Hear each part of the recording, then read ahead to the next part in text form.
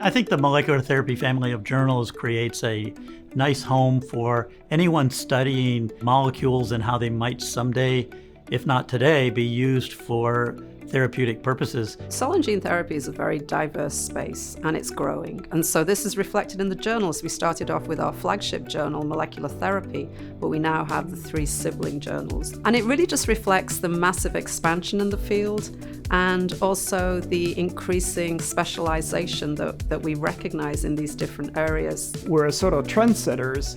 The unique advantage is that we have this entire journal family. And each of those journals is really happy to entertain publishing work that has anything to do within their scope, which could range from really basic work to clinical translational work. So you can figure out which journal your paper fits best with. And if the editors feel it's better fit for a different journal, we have a nice transfer system. We are all authors, those of us who are editors, and so we want the experience for the author to be as smooth and easy as possible. We have associate editors around the globe.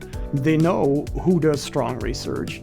They help us attract these authors, and so we're ever expanding and evolving geographically as well.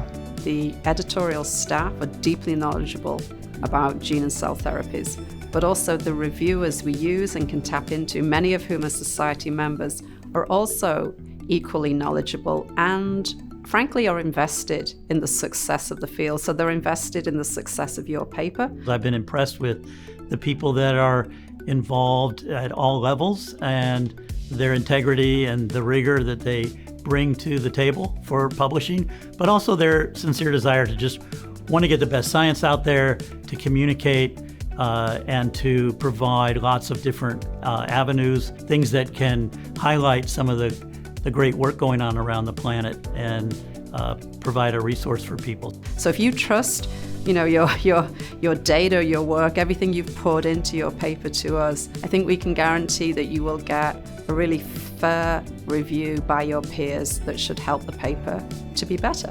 I think the relationships that are being built within our community, between authors and editors, it is part of networking, it is part of building scientific relationships, it's part of building collaborations, it's part of building friendships. These relationships that you build through publishing with us are going to be there for the rest of your career.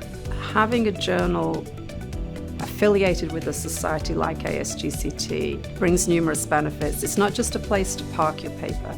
It's actually a place where your paper is read by members of the community, it's read by your peers. It has impact, real-world impact, with great resources to sort of market and promote your work.